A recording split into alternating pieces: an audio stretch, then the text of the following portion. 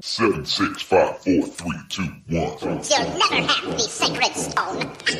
Oh, this you crazy mother. This is Eat and Drink with Ali Hassan and Marco Timpano, the podcast where back of house Ali and front of house Marco talk food and drink. Heads up, these two spent decades in restaurants, so some mature content and language is bound to come up. Get ready for Eat and Drink. Forks up. All right. Hey, where have we been, Marco? Where have we been? We've been to hell and back, buddy. Certainly. Heaven and back, maybe. Yeah. You know, it's been positive. It's been positive. Yeah, sure. We've been doing our thing. We've been doing our thing. And we're happy to do our thing here right now for everyone. And I don't want to pull back the curtain, but part of your thing has been buying a drink cart. You got to say you're like a flight attendant over here. This is amazing. You know, our studio is a nice size for two people, but once you introduce food and drink into the studio, it consumes a lot of space, right? So this was actually my wife's idea. She's like, why don't we get you a bar cart since you're constantly going up and down with liquor? So this will be a feature in our show is the bar cart. I'm Marco Timpano, by the way. Ali Hassan over here. All right. This is Eat and Drink, the podcast. Thank you for joining us. We start off with a cocktail or we start off with a drink. I shouldn't say a cocktail because we had our last episode was cappuccino, so that's not a cocktail. Right. So that's right. I remember. That was a good drink, by the way. Yeah, it was nice. Yeah. Thank good you. for you. Yeah. Okay, so I'm going to start because I've got a lot of material to get through in this cocktail. Are you cool with that? I am. Because usually we chit-chat a little bit, right? But we can chit-chat throughout. And based on the third level of your drink cart, you've got a lot of paperwork to do for this drink as well. So Marco has the drinks on the top, just a couple glasses on the second row. I'm going to post a picture of this. And just a bunch of paperwork at the bottom, just a pile of all his taxes or something. Why you got to pull the curtain away? Why you got to do that? Look, it's my own ADD. How do I think about it and not mention it? All right, let's have a great drink here. All right, so today we're going to do one of the highball cocktails or the highball drinks, and its base is going to be gin. And I like to do this every once in a while because I can make a slew of different fancy schmancy cocktails, but when it comes to the basics, you got to know the basics too. So today I'm going to talk about gin. And you're a fan of gin, Big right? fan. I'm not. Gin is not my thing. Really? Yeah, I just don't. In none of its forms. I'll drink it, but it's never my go-to. Just a quick aside here. Please. Until 2 years ago, gin, not my thing. I was you. Really? You're just like me before, but you could be like me. Basically what happened was I'd eaten a meal with these people I didn't really know. Now I'm full. Beer. I was just like, beer's the go-to. Beer's the go-to. Okay, yeah. And then maybe 3 years ago now. And then I'm like, what are you having? And he goes, here, have a sip. And it's this drink. Mm-hmm. I take a sip. I'm like, that's delicious. He goes, he'll have one. He tells the waiter, he'll have one. Single or double, sir? And I'm about to say single. He goes, double. This friend of yours is saying friend of this mine now. who I've just met. Okay. We're a friend now, but just met. Anyway, we had 8 of them by the end. What it was double Hendrix. Okay. Okay. Rocks, double Hendrix, tonic with slivers of cucumber. Very important, I found out later. If you put a cucumber spear, you're not getting the same thing. Right. You're getting cucumber slices, you're not getting You take a peeler and you peel down, and you have slivers of cucumber. You can roll them up and put them on a toothpick of some kind or bamboo stick. And that drink became my drink to the point where I'd arrive at people's homes, Hendrix in one hand, cucumber in the other. Oh, wow. Because I'm like, I can't trust anybody in this cucumber. Fair. Anyway, so and that got me into gin. That was the, what's that called? The gateway. Sure. That was the gateway Your tipping drink. point. And now I love gin. See, I have my disdain for gin comes from Disdain me is such being, a strong word. being 17 years old and working as a bar server at a country club, a fancy schmancy country club, where I served a lot of these old stock Canadians, let's say. So Did they hurt you? No. Did they touch you, Marco? No. Did those people? Okay, right. No, none. Thankfully, none of that happened. But what would happen is I would serve these white English Canadians, so Canadians of English background. The worst, am I right? Right. I'm not saying that this country club / golf course was It's rich people. What do you want? Yeah, it's rich people, right? And so these old women that kind of had that old English woman smell to them, all right? So like stale lavender, rose water that has been sitting out for too long, and They had that odd white hair on the chin that grew just so long that it kind of curled at the tip. Sure. These were the women who would order gin drinks. Okay? So for me, gin has always been a drink I associate with old, smelly, white Canadian ladies. All right? You're ruining one of my favorites. Sorry, big time. sorry. Now that I've become an adult, Did they mistreat you as well? Were they? I thought this whole thing was about well, they weren't particularly snobby. nice. Let me tell you, they kind of okay. looked at my name tag and knew that I wasn't of their stock, and Sure. they kind of Well, you're working there, which means you're not of their stock. I was 17, whatever. Who knows? I was probably full of piss and vinegar myself. So let's just say me and that type of woman did not dovetail well. I would serve them. They would be gracious. That's about it. I would try to get away from the smell. So now that I'm older and wiser, I have an appreciation for gin. It's not my favorite. I take tequila over gin personally, but I can respect it and I can value people who enjoy it. Okay. Okay. So that's where my gin journey has come. So let's talk about gin for a second. So gin is a short form for the older English word Genèvre, related to the French word of Genèvre. Is that right? Genèvre, sure. Yeah, sure. Genevieve. Yeah, which is from the Dutch word Genever, and ultimately derives from juniperus, which is the Latin word for juniper. And juniper is the main component of the aromatic spirit we know as gin. Has anybody ever in your bartending career said, "I'll have a Genever, please"? No. Thankfully. You'd probably slap them. I'd be like, no, this isn't the bar for you. Bunch of ice in their face. Get out of here. So do you know what juniper is? It's a berry. It's a berry from a evergreen shrub. I didn't realize. Actually, it's more of a cone than a berry. Okay. Yeah, so because evergreens, being in Canada, we have these kind of trees and shrubs everywhere. They don't really produce fruit. They produce more cones. Sure. And it's not like a pine cone. It's a smaller berry cone, let's say. This is also why gin is found in colder climates often, right? Because of these evergreen trees. Sure. Love it. Yeah. So these juniper bushes can be trimmed and sculpted and whatever. I couldn't pick out a juniper shrub if you paid me to. But one thing that I found interesting about juniper berries is that you got to be careful because they have how do I put this? Okay, so there's a risk of miscarriages if you have a lot of juniper, right? Oh my God. Yeah, so even in small doses. So that's if you're like eating junipers, not necessarily drinking gin. Oh, wow. But I would recommend if you're pregnant, probably it's not best for you to drink gin or any spirit for that matter, all right? So it also can affect people who are breastfeeding and people with diabetes, bleeding disorders, and you should not have gin after surgery, all right? Now you're just telling people what to do, huh? Who made you boss here? Look, huh? I'm not a scientist. I'm not a doctor, but I've read some information on Wikipedia. Okay. So that's what I'm going to say there. Traditionally, juniper was used in medicines and used for birth control, for female birth control. So Okay, so this is crazy, man. yeah, that's why I was. That's why you could be prone to miscarriage from juniper because that's what.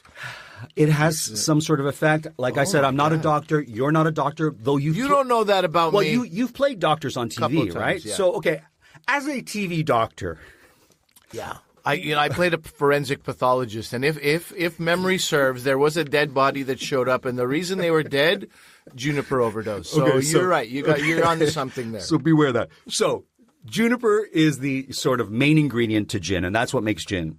But there's other aromatics or other things in gin. So it's a wide range of herbal ingredients, and it differs on the brand of gin that you use. But here are just a few of the ingredients. I'm just going to rattle them off. Give them Stop to me me. whenever you want. All right. So I go stop before you start. It's enough already. No, I'd like to know. okay. So citrus elements like lemon and bitter orange peel, lime peel, grapefruit peel, anise. Am I saying that right? Star anise, sure. Okay. Anise. Angelica root or seed, orris root. Orris is the root of an iris flower. I looked that up, so in case you're wondering. I was like, what's orris? Licorice root, cinnamon, almond, cubeb, which is often called the Java pepper. So it's like a pepper, but not quite a pepper. So it looks like a pepper. Savory, dragon eye. Do you know what dragon eye is? No. Longan berries are also called dragon eye. But I like dragon eye. It almost sounds like gin is like a mystical concoction that a witch would put together, right? Sure. Some dragon eye. Yeah, exactly. This orris is really root. like witch's brew. This Genevieve is becoming here. Okay. Saffron, baobab, frankincense, coriander, grains of paradise. Do you know what grains of paradise are? No. It's a species in the ginger family. Okay. But how nice is that, grains of paradise? I love it. I brought you some grains of paradise. Nutmeg, cassia bark.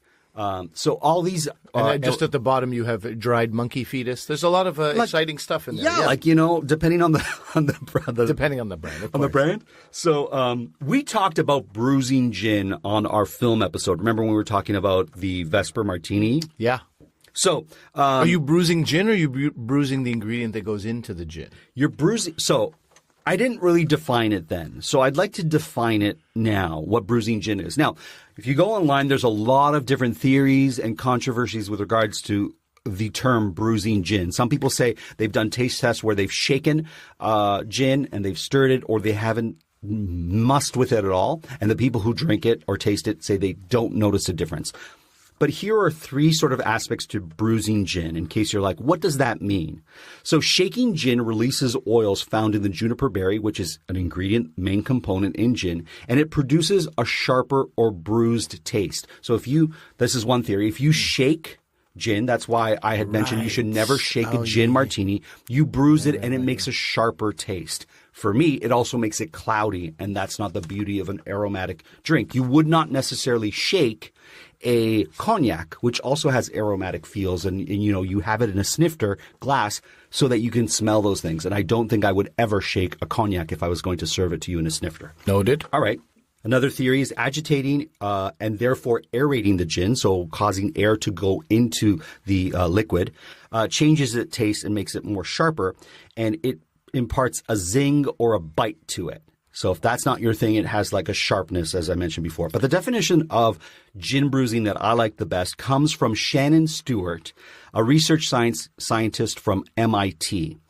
And she's an avid gin drinker. And I got this from an article. Drunk at work, Shannon. Listen, if you're going what's happening in those labs at MIT? If you're a scientist at MIT, I mean, a little shot of gin's not going to. You've earned it. You've earned it. Yeah. This is taken from an article from Tales of the Cocktail Foundation. All right. So she says a complex mixture of odor is generally divided into three parts. So when you're looking at a scent, we're looking at notes, right? So the top note, and I talk about this with coffee, right, is its perfume. It's also known as the head note. So when you're, you know how people will sniff wine? Mm-hmm. They're smelling the notes. The top notes is that perfume note. That's where you're going to smell I smell rose, I smell blueberry, I smell whatnot, right? The middle note is the heart note, and the base note is the fixative note. So with an aromatic like gin, you want the top note, and the most attractive notes of juniper and cinnamon, which are two ingredients often found in gin, are going to be that top note. So when you agitate gin, by shaking it, you're causing those top notes to dissipate. So those bits of pine and botanicals that you might look forward to. Those are top notes? Yeah. They become dull, and they're not as crisp. The end result is a cocktail that's not crisp, and it's, what we call bruising. I love it. I mean, I would have just said, don't shake your drink. That's what I would have left it at. But Fair. You are a mixologist. And Well, I wanted people to know, because it's so kind of arrogant of me to say, well, don't bruise your gin, and then not define it. People are like, well, what does that mean? I hear it, but I don't know what that means. Absolutely. Right? And I think when somebody gives a little extra information, then you have a little bit more faith and trust as well. You're like, oh, there's a good reason to do this. My favorite thing about all of that is that Shannon Stewart is a research scientist in the booze world. Like, I just feel like she was a kid, and everyone was like, she'll never amount to anything. She drinks too much. Right. And now she's like, I'll show you. I'll go to MIT and use drinking as science. Yeah, I don't know if she focuses on alcohol in particular. But if you don't mind, I would like to say she does. Listen, Shannon. Shannon, tell us what do you do? Tell us what you do. Help us define this. Are these actually your words, or am I just misquoting you? All right? So As I mentioned before, gin and tonic is a highball cocktail. So a highball cocktail is traditionally served in a highball glass. It's a family of alcoholic drinks that are composed of alcoholic bases or alcohol bases in large proportion with one other one other liquid base. So, for example, the Cuba Libre that we did before would be a highball. Even though there's lime going cocktail. in, we don't consider that. We're saying the Coke is the other, basically the other. Yeah, right. Okay. And like a 7 and 7 would be one. Terrible A Scotch and soda. You don't like 7 and 7? I so love sweet. it. Too sweet. Oh, man. It's not like 7-Up, to be honest. Yeah, you don't. You don't. Yeah, too that's sweet fair. for me. So let me make you a gin and tonic before I go on, because I feel like if I don't do it now, I'm just going to be talking about gin, and you're not going to enjoy it as much. All right? Sure. Are you cool if I make you a gin and tonic? Yeah, man. All right. Yeah, I am pretty using cool. Hendrick's gin. Hendrick's in the house, which it's not your favorite either. No, it's not my favorite. It happens to be the gin that I bought at the airport. You know, when you go to duty free, I bought the Hendrick's gin, and Hendrick's goes well with cucumber, like you said, but you're not going to get cucumber because I'm making you a G&T, a gin and tonic in its classic form. I'm flexible, buddy. All is forgiven. I'm not going to sit here and be like, I can't believe this guy didn't put my favorite ingredient in my favorite drink when I told him exactly what to do. You're making me a drink, and I'm grateful. Right, great. So highball glass is a tall glass, a tall, skinny glass, and I put some ice in it, my friend. And what I'm going to do is there are different sort of ratios for gin and tonics depending on who you talk to. People say it's 1-to-1, so 1 part gin, 1 part tonic, which is going to be a very strong drink. Yeah. Or 1-to-3, which I think is more classically appropriate. I'm going to give you 2 ounces of gin because it is only 11 o'clock in the morning. So why not get you soused? I'm going to give you 2 ounces of gin. I'm just pouring that in now. And then I'm going to top you up with tonic. And people will say a gin and tonic is really dependent on the ingredients you use. So if you use great quality gin and tonic, you're going to have a beautiful experience. You agree with this? You said people will say. What do you think? People say. If I use a dollar store tonic versus what you're doing right now, which is a brand called Fever True. No, what is this? Boylan Heritage Tonic. Oh, wow. Okay. From Brooklyn, New York. So shout out to them. Okay. You let me know how their tonic is. I think if you use a decent gin, it doesn't have to be a top gin, and a standard tonic, you're good. Now, a lot of these tonics will have high fructose corn syrup in them now, or aspartame. That might not be your thing. So use the tonic that you like best. I like that advice. Tonic, some people use it. So what I'm going to do is I've put in that gin. I've put in the tonic. I'm going to give it a little stir. I'm not going to go crazy because I don't want to bruise your gin, my friend. All right? Just give it a little stir so it incorporates with the tonic that I just put in there. And now I'm going to give you a lime. I'll let you squeeze it in if you like to do that. Sure. Otherwise, you drink it how you wish. And there is your gin and tonic, my friend. I like to do a thing when somebody's made me a drink like this with so much care and effort. I like to do it. At a restaurant, you eat before salting, and then you salt or add hot sauce. Let me see how it tastes without the lime. I respect that, my friend. I don't respect much of you, but I do respect the fact that I'll take it wherever I can get it. Buddy. That you're going to drink the drink before you squeeze the lime, so you can get both sort of aspects of it. How are you feeling about that gin and tonic? Is it I all may right? not squeeze the lime. You may not. I like it. Oh, I like it very much. Do you? If it ain't broke, don't fix it. Is that the right proportion for you, my friend? It really is. Okay, good. It really is. And Ali's not going to say it just to appease me because he's not that type of person. No, not at all. While you talk a little bit more about stuff, I want to look at this Boylan Heritage Tonic. I want to talk about tonic, actually. Tonic water, or Indian tonic water, as it was once known, is a carbonated soft drink which has quinine in it. Am I saying that right? Quinine or quinine. Quinine? Okay. Yeah, well, it depends. Pakistanis say quinine, but quinine, yeah. Okay, quinine, thank you. It was originally used as a prophylactic, not prophylactic as a condom, but a prophylactic against malaria. So a lot of people know that you use. Well, that's when I've had it. When I go to Pakistan, when I really? was 15, you have to take these incredibly bitter pills. Yeah. And when I see the word, there's literally like this level of post-traumatic stress where I remember that horrible, because I don't know what was going on in the 80s, but they didn't have coated tablets. So you had to taste that disgusting salt on your, and it's more than salt. It's very, very bitter. Yeah, and it's once again, it's an ingredient that can be a little bit dangerous. So you have to be careful with that. Now, so much danger. Tonic water came when the Brits were like, we can't have this quinine like that. It's just too bitter. It's too strong. It's too gross, in other words. So they mixed it with soda water, and hence tonic water was born. Okay, so the quinine is what made, that was the original differentiator between soda water and tonic water. It was quinine, and then they've added other ingredients to it? No, so to make tonic water, what they did was they took quinine, which the Brits were taking because of their work or their colonization. Yeah, when you're colonizing in dangerous places, you got to be careful. When you're being brutal in parts of the world and you don't want to get... God forbid something should happen to you, then who's going to colonize? Exactly. So what they did was like to mask to help digest or make it more palatable, they added soda water. Okay. And so, hence tonic water was This is what I'm saying. So, but since then... we've added other ingredients to tonic water to make it just an interesting drink. Right? Well, yes, we've sweetened it up. Now you can get diet tonic waters. You can also get key lime, lemon, and bitter orange extracts, as they've done at the Boylan Heritage Company. How do you like that tonic? I'm actually going to try that tonic. I would like to try just the tonic. Then I'll throw some gin in my glass. And I'm not a huge fan of tonic water myself. Okay. But I think it's because I haven't had really fancy tonic water. So... we get quinine, from the bark of the ramija, or you can get it from the cinchona plant. I can't. Yeah, everybody, listen. Go out there and get your ramija and your cinchona by yourself. Don't let the man give you quinine. These are. Oh, this tonic is nice. This tonic is really nice, actually. It has. Okay, so I'm going to put some gin in my tonic, and I'm going to put some lime. Even though I don't love gin and tonics, I'm going to have it with you because... Thank you. As I found out recently, there's an expression in Italian, chi non beve in compagnia, o è ladro o è spia, which translates to, he who doesn't drink in company is either a thief or a spy. And I don't want you to think I'm a thief or a spy, so I will drink. That's a lose-lose situation. I'm not going to be that person. I'm going to drink with you, so you know that I'm honest. You know why they say that, right? Because you're a spy. Because if you don't drink, you could reveal things, right? So you got to keep your mind. And a thief, because you're taking advantage of somebody else as they drink, and you will be taking advantage of them in some horrible way. That might be my favorite gin and tonic I've ever had.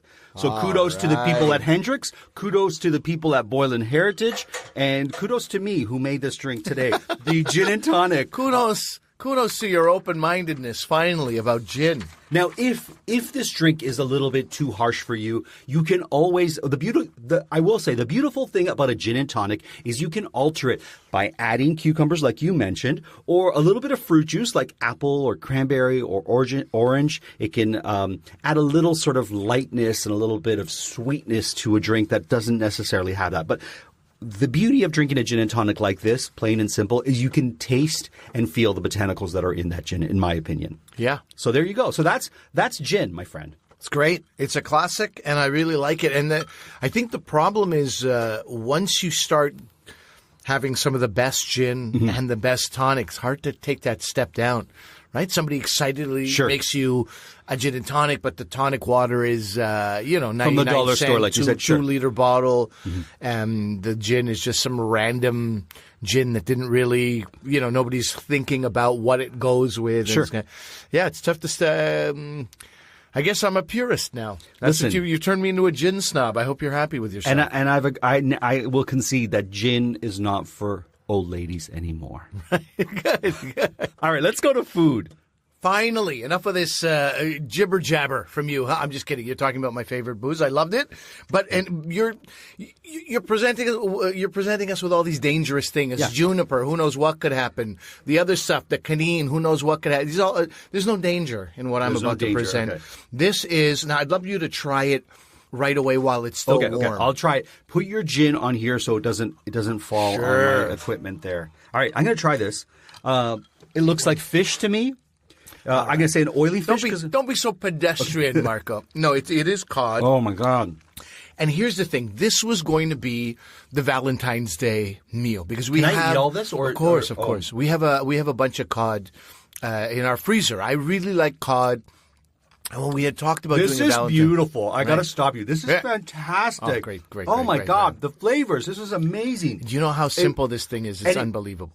Okay, I'm gonna let you finish talking. Yeah. Go. And I'm just gonna enjoy. Good, Okay, good. I like that. He's not always like this. Sometimes he takes one bastard. bite and then crumples some tissue on it, and I'm like, okay, he didn't like it. What a jerk. This was going to be the Valentine's Day meal, and the Wait, reason am I eating your leftovers? Is that what's happening No, right now? of course not, Marco. I always prepare for you and you alone. These are not Valentine's Day. Yes, my wife and I made love over that plate earlier. Stop it. Eat it. I'm joking. Okay. No, there was no Valentine's for us in the end. We have children. We weren't able to break away. But I did make this I'm gonna nice finish meal. eating that when I talk about it. Okay, just sure. Put it down for a second. Here's the thing. Cod, if you're not a big seafood fan, if you don't like stuff that tastes fishy, quote unquote, you don't want to be picking through bones necessarily during a romantic meal. Cod is for you. Incredibly versatile. It has this, I'm going to say like a natural sweetness. Not overly sweet, but it has this natural sweetness. So when you add basic ingredients to it, like even butter, it brings out even more sweetness. And really, what you're eating right now is a little bit of pan-fried cod with butter, salt, pepper, a little bit of Turkish pepper, Butter or and some ghee? chili flakes. Butter this time, okay. buddy. I went with the butter this time. And Turkish, what do you say? Turkish? Turkish pepper. It's basically like these slightly spicy red pepper flakes. So it's a red pepper, Turkish pepper, like red balls of pepper, like peppercorns, you could say, right? So red peppercorns you could use if you can't find Turkish pepper, and then a few chili flakes, and then lime juice. And often what I do also, I use lime or lemon zest on it. It's fascinating. So damn simple. It has a multi-ethnic taste to it. It tastes kind of Mediterranean. Yes. It tastes kind of Mexican because of the lime. It tastes buttery and French. So it's like this pan-ethnic food that I'm just loving. Yeah. This is a great Valentine's Day dish because, man, I want to make love to this dish, let alone the person I'm enjoying it with. Great. Like you said, there's a delicate sweetness to cod that any item you bring with it sort of uplifts or adds to the dish without especially you don't want to use overpowering ingredients. No, with this you fish. do not want to overdo it at all. Absolutely. And in fact, what we had yesterday was just some steamed quinoa, this fish, and then corn and peas sautéed in some garlic butter. That was the entire meal. Very, very simple. I chopped up some mint in the corn and peas. This is not a black cod. Okay. So I'm going to get to black cod. Okay, great. Okay. My first experience with cod was black cod. Black cod, some of you will know, also known as sablefish. Yep. It shouldn't necessarily be your first experience because it really does spoil you. Yeah. It really does spoil you. It is something that is so delicious. Pardon me. And I was going to these Japanese restaurants, and they would have this miso black cod, and I barely knew what miso was, never mind what black cod was. And I fell in love with that dish immediately. And that is something, if you look up black cod recipes, you will see often something like sweet. Sure. So you can find, maybe like a brown sugar or something like that. Often some sort of vinegar for a little bit of tartness, a little bit of rice wine vinegar or mirin vinegar, and then that's it. You don't need much else, Right. Then a little bit of miso. If you wanted to add spice, you can. But even that, I think, and I never say add spice in tiny portions. Sure. But for cod, I will say you don't need it to be spicy at all. It's a delicate, delicious, sweet fish. And you're right. It's not sweet, but there's a inherent delicate sweetness to it that you don't want to overpower it or kill it or over marinate it or like cook it too long. Like this is not a fish I would blacken. Is that fair to say? Yeah, you could very quickly, perhaps. So another thing I did yesterday, because it was a lot of cod. This was cod loin in particular. Which I have a problem with that term because loin fish don't have loins. Fish don't have loins. I know you had an issue It's the with that cod before. fillet. It's the cod. It's the best cut of the fish, if you will. It's the best cut of the fish. Okay. Whatever makes you happy. All right. Okay. I know you're in a very romantic mood right now after you ate that. I don't want to ruin that. It's beautiful. Like I might have to change my pants, my friend. It was so good. So then, it's a great time to talk about loins, isn't it? Okay, If not fair. now, then when? Okay. I'll concede to that. There's something called ZA'ATAR. I don't know if you know what Yes. ZA'ATAR is. ZA'ATAR is a blend of thyme and sesame seeds and used in Middle Eastern cooking. So what I did is I dusted cod loin in coconut flour. No, not a coconut flour. Sorry. You're lying to me. Chickpea flour. Okay. Chickpea flour. No, we try to go like very low gluten. So I was like, what was the gluten-free one we did? And we have this coconut flour. But for the fish, I did what's called besan, chickpea flour. The besan is the Hindi word for this flour. Basin like a wash basin? Like, B-E-S-A-N, basin. When you have pakoras, yes, right? That's the flour that's always used. Yes, it's always of course. a chickpea flour. Of course. Thank you for that. So I dusted in that, then a little bit of an egg wash, and then into this sesame and thyme, just a bowl of it, and then salt, and that was it. And it was fantastic. But for you, my friend, went special request. I made one just in butter because I wanted to show off the simplicity of cod. So when you have it, if you have it frozen, you want to make sure you dry it out. You don't want it to be too wet. So a lot of paper towels you're going to go through.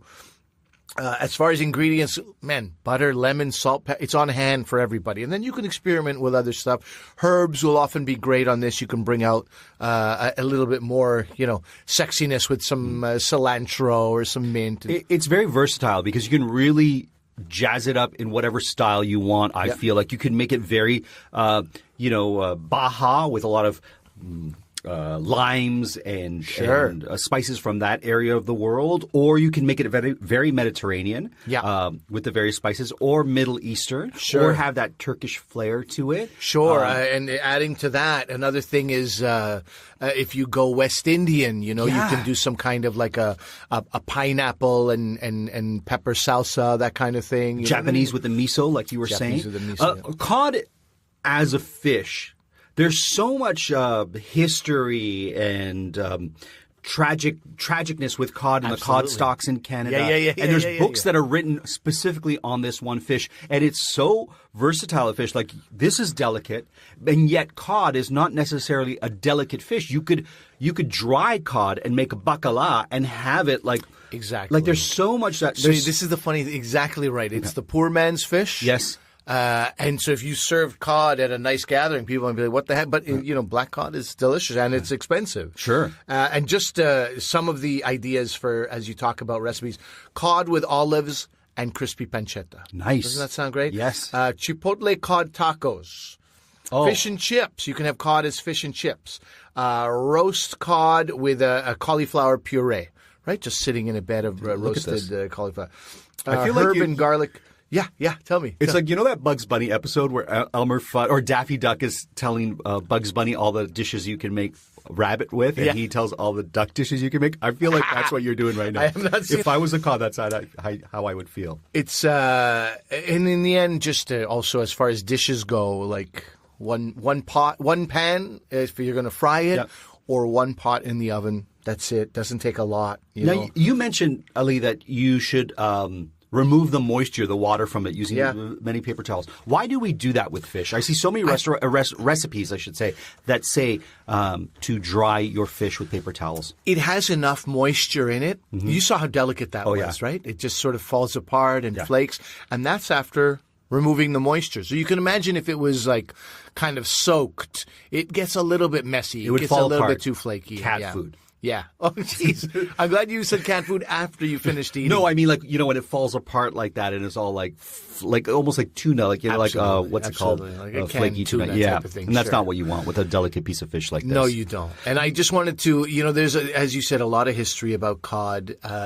Industries have been saved. Yes. Industries have been lost because of cods. And Canada has a interesting history with it. New England has an interesting history with cod. People's lives depended on it. Same thing. If you go to Portugal, it was the same thing. That bacalhau was. God forbid there wasn't cod. What were you going to do? And Newfoundland here in Canada, cod's been a huge issue. But I just wanted to give a shout out also on a positive note to the Hotel Nelligan. Yeah, you were mentioning something before we went on there. So tell me about this. This is in Montreal, right? This is in Montreal. So this is in old Montreal. It's not one of the sexier, hipper restaurants, but it is very solid. They know what they're doing. And I was staying at a hotel right across the street, so we would have long days of shooting. So I went to Montreal probably 8 weeks in the summer. Right, you were filming something. We were filming a show, this CBS summer show that'll be on CBS next summer. And we would get in. We would have to go to some remote location, Joliet, an hour and a half away from the city. And I'd come back, and on the drive, this is what started happening, that I would call the Hotel Néligan, and I would ask for Odette. I think it was Odette. It was a very French name, whatever it was. Sure. And she'd be like, yes. And I said, my name is Ali. I was here last week. I just want to make sure you have the cod. We have the cod, sir, but you have to be here before this time. I'm like, no problem. We're going to make it. And one time, they dropped me off with my bag and all that, and I just kept my bag with me. It was like right at the wire because the black cod they were making there was so good. And I was like, I don't know when and where I'm going to have this. You can't feed a family of 6 black cod all the time. Right. So for me, and I get a little bit of a per diem to spend. Right. My per diem was basically going to cod in the summer, and it was delicious. And this is what inspired me to go buy a bunch of cod. Now, we've kept it in the freezer, and so we brought it out. Originally inspired for Valentine's Day, but I feel like what I've done to you and for you today, who needs a Valentine's? No, this is if you love someone, serve them this. That's what I'm saying. All right? If you brought catfish, I'd know how you feel about me. You brought me cod. I really know how you feel. No, I love catfish. I shouldn't disparage catfish. But this was gorgeous. I guess it's true. In cod we trust because it is so wonderful. One of the funnier things is if you look up cod, the first thing that'll come up is Call of Duty. 100 links to the video game Call of Duty. Why is that? Because that's the new COD, buddy. That's taken over COD. However legendary and historic COD might be, there's a new COD in town, Call of Duty, the game. But codfish, you look up codfish, you find hundreds and hundreds of recipes. And, some of them are like curried cod and all this. My personal feeling is, and, I was made from curry. I come from curry. I love curry. My personal feeling is you don't got to do a lot. Okay. You don't have to go through a whole curry thing with cod. Maybe one curry leaf. Maybe a curry leaf. Maybe a curry leaf. Enjoy yourself. Go out on a limb. Throw a curry leaf in there. But besides, for people who are wondering about overfishing and this kind of stuff, Atlantic cod is overfished. Yes. So if you find cod from other locations, you can eat it with a clean conscience. There you go. There you go. I want to just mention one thing that's a little bit off topic, and that's a love letter to Montreal. If you live in North America and you have not been to Montreal, don't bother going to Paris. Don't bother going to Argentina. Do yourself a favor and go to Montreal. Go to Quebec. Go to Quebec City. It is a jewel in North America. And if you haven't been to Montreal for the cuisine, for the people, for the nightlife, for old Montreal, the history, you're really missing out. And in fact, to your point, one of my buddies came for a wedding in in Montreal from Chicago. And he was like, man, it's like Europe at a third of the price. Right. Why are we like, he goes, I've been saving up for these European vacations and I got to go to France and this and that. He goes, this gives me everything I need for way less. And I always remember that. And I think that's what you're suggesting also, that there's tons of history. Sure, you can get more in France, but also, look, you only have a few days. Yeah. Travel time is like a third, potentially. Cost is way less, and it's exciting. And I would argue that the cuisine in Quebec, Montreal in particular, is some of the finest in the world. And one of my favorite restaurants, and I've said it on this program many times before, and I hate to say it again because I don't want it to get inundated with people and then I can't get in. But Provisions in Outremont, for me, is just wonderful. Pablo out there is a genius. The chefs in there are just fantastic. It is my number one restaurant in the world, and I'm not saying that because I'm Canadian. In the world, it is my favorate place. And that's all I'm going to say. And you've eaten. This is not a guy who's been. I'm robust. I'm husky. I'm not a Slim Jim. I know what to put in my mouth. That is huge. Yeah. Okay. All right. Well, you still have to go there, my friend. I still have to go there. Maybe I'll take you because it seems like you're not. I got to hold your hand, walk you in there. You'll hear my bad French. Eat and drink hits the road. Yeah. Come on. We do a series, huh? We leave our wives. We hit. I mean, not forever, but for 7 days or 5 days. Yeah. Okay, we were on to something. I don't know if this is the gin and the cod talking. I don't know if it's the cod made with love and the gin and tonic, which is one of my favorites. Probably one of my favorite gin and tonics ever. Yay. But I'm feeling good. All right. Well, I know what I'm not going to be feeling good in a second. No, you're not. All right, but I will be, and that's what's important, I think. I'm going to put on the blindfold, all right? What's in Marco's mouth? That's right. What's in Marco's mouth? It's nothing dirty. Will he guess it? Will he mess it? Let's find out. What's in Marco's mouth? Still can't see. That's what's important. And the theme music has played. Yes. Great. All right, I'm unwrapping. Oh, this sounds mysterious. Now this really. And that's never a good thing. This maniacal laugh doesn't help either. No, it doesn't. It doesn't. This I'm going to give you a small bites of this. Okay. I'm going to let you. Are you putting it in my first. hand? No, I'm going to let you smell it. Get your nose away from your microphone. Okay, I'm going to just give go it a this sniff. Oh, Yep. That's exactly. It's got a chipotle pepper kind of smell. It has a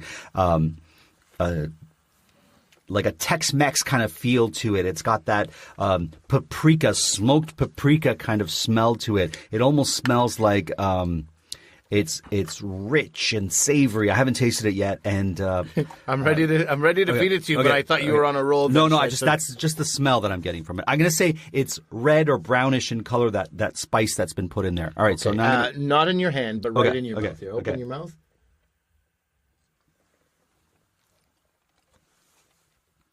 Oh man, it's hot. It's spicy.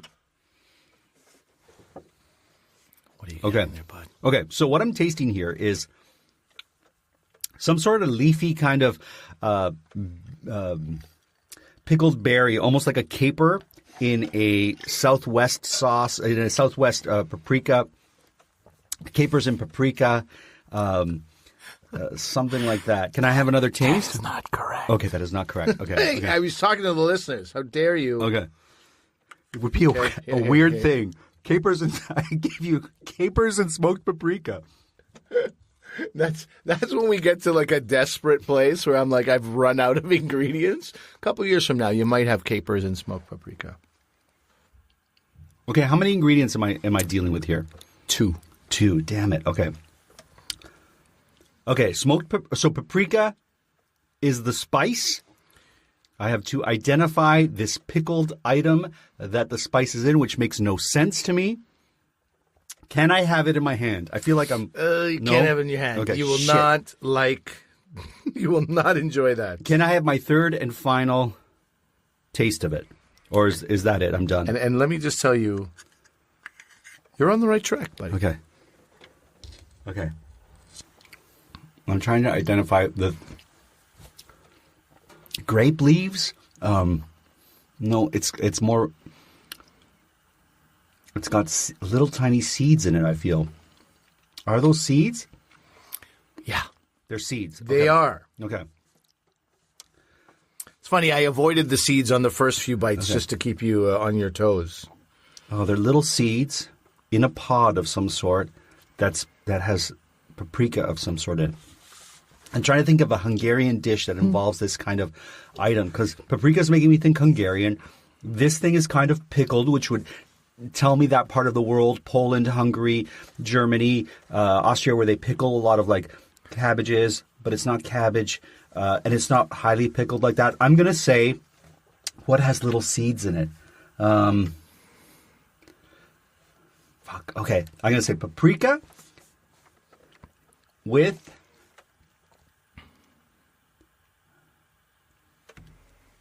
It's not capers. I'm going to say grape leaves. I don't know. You know what? I'm going to tell you something. What? The first thing you said out of your mouth when you smelt it, the first thing you said out of your mouth was the answer. Which was? What was it? Do you remember? Your first smell. You said, "Oh, it smells like Tex-Mex, like chipotle, buddy." Oh, it's chipotle. It's chipotle peppers in adobo sauce. That's what it is. Oh, and okay. an adobo sauce has paprika and maybe like a vinegar, oregano. So you got all the ingredients. But this is a canned product that I love to use. Okay. When I'm making beans, when I'm making chilies, you open up a can of chipotle in adobo. Okay. And adobo is exactly that. It's Tex-Mex flavors. It's not the Filipino adobo. This is the adobo with paprika and it's like this earthy brown here. Let me show you what it is here. It tastes wonderful. I have to say, I really was enjoying it. It's got a bit of heat to it. It's got some heat to it. It's chipotle peppers. Yeah. But of course it has tiny seeds in it. Like, I couldn't get over that it had this kind of capery feel. I believe the word caper came up a couple of times. And what's funny is that there was a contradiction in my mind because it's like, why would he serve me capers with paprika, right? But now that you say chipotle, of course, this is chipotle. It's the first thing you said. I go, oh man, this guy came in hot real quick. And then went cold. And then you went caper. You went to Capersville. Caper Town, man. But this is like, as I mentioned, chili. If you were making chili, and it comes in small cans, like the tiny cans, you know? So, because it also comes in big cans, but then you got to be making industrial sized stuff. You can imagine how spicy and smoky this is. So the other thing we do is when I make ground beef for tacos. Yes. I put I take some scissors and I cut these chilies up into thin slivers. I add some of the sauce and it flavors the ground beef or ground turkey, and it is fantastic in tacos. You know, you can really taste that flavor throughout. It's not like if you add enough of this, at no point are you like, oh, I can't really taste it anymore. You can imagine with all that garlic, paprika, oregano, the vinegar, like sauce, and then the chipotle peppers. That smokiness is always there. Yeah. Oh, man, I was there. I had it in my hand. You were there. You danced around. And I let it go. If I was marking you, I would give you points. Okay. You would get points. Well, look. You got an 8 on 10 on that one, buddy. Okay. Not the most exciting what's in Marco's mouth. No. Listen. I'm getting there. I'm getting better. We had a good episode. We sweat a little. You sweat a little. Oh, yeah. You enjoyed the cod. 100%. I enjoyed the drink. You enjoyed gin and tonic for one of the rare times in your life that you've enjoyed gin and tonic. I would drink that gin and tonic that I made with you any day of the week. Look at you. All right. So now that we're properly soused, we'll say goodbye and join us Happy next time. Valentine's Day weekend, everybody. I hope the cod inspires you. If not for this weekend, going forward. This won't air on the weekend. This won't air on the weekend. You know what? Let's edit that. Okay. Happy Valentine's Day month, everyone. Let's just take Valentine's Day out of this. Let's take Valentine's Day out of it completely, everyone. I'm going to say this. This has been a fun episode. Thank you, Ali. It has. And I hope you're inspired to make cod for your loved one. Yeah. And I hope you're inspired to make a gin and tonic for your loved one. Well, I do that regularly. Anyway. I didn't need the inspiration, but yes. I meant our listeners. Yeah, okay. Yes. Okay, good. You looked me directly in the eyes on that one. All right, until we eat again, everyone. We hope you got your fill of Eat and Drink with Ali Hassan and Marco Timpano.